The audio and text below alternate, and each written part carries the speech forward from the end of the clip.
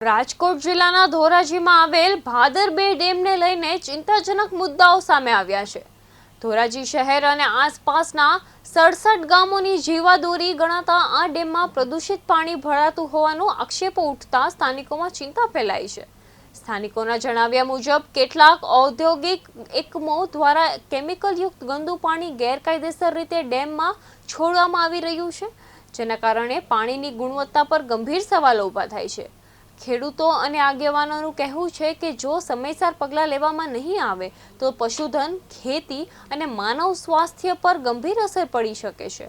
આ મામલે ગુજરાત પ્રદૂષણ નિયંત્રણ બોર્ડ દ્વારા તાત્કાલિક સ્થળ તપાસ કરી પાણીના નમૂનાઓ એકત્રિત કરીને તપાસ કરવામાં આવે અને જવાબદાર તત્વો સામે કડક કાર્યવાહી કરવામાં આવે તેવી માંગ ઉઠી છે।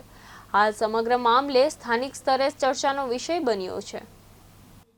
રોજીભાઈ મકવાણા આજે ભાદર 2 માં જે કેમિકલ પાણી એવું શું કેતો હવે જેતપુરથી પાણી આવે છે, ભાદરમાં પડી ગયા સુધી કોઈ જવાબદાર નેતાના રોગચાળો નીકળી પડે, કેન્સર જેવા બધું બીમારી નીકળી પડે, પીવામાં ઉપયોગ કરે, બીજું પાણી છે જ નહીં અહીંયા। આ બધું પીવું પડે ફરજિયાત પાણી, બીજું ક્યાંય વેચા પેલા જાય પાણી ખેતરમાં કેવું નુકસાન? ખેતરમાં નુકસાન, ખેતર પાક જેવો થતો નથી, ખેતરમાં ઓછું ઉત્પાદન થઈ ગયું। રજૂઆત કરી, કોઈ ધ્યાન દેતું નથી કોઈ। ક્યાંથી પાણી આવે? પાણી જેતપુર ઉપરથી આવે। અત્યારે કેવી વાદળની પરિસ્થિતિ કેવી? પરિસ્થિતિ હાવ ખરાબ છે। પાણી જો તમારે લીલું સેવાર જામી જાય, સતત સાફ થઈ જાય, બધું એવું થઈ જાય છે, એકદમ લીલું સેવાર જેવું થઈ ગયું પાણી। મારું નામ દિનેશભાઈ વોરા, એડવોકેટ ધોરાજી। ધોરાજી નજીકથી પસાર થતી ભાદર નદીની અંદર જેતપુરના કેમિકલ માફિયાઓ અવારનવાર કેમિકલના ટેન્કરો છોડી જાય છે।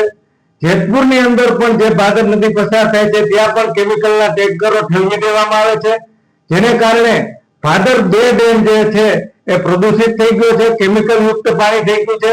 અવારનવાર રજૂઆતો કરવામાં આવી છે, અધિકારીઓને જાણ કરવામાં આવી છે, પરંતુ આ કેમિકલ માફિયાઓ અધિકારીઓને પણ ગાંઠતા નથી કે આ ડેમની અંદરથી જે પાણી ઉપયોગ કરવામાં આવે છે, ખેતીની અંદર ઉપયોગ કરવામાં આવે છે, ખેતીને સંપૂર્ણપણે નુકસાન કરે છે।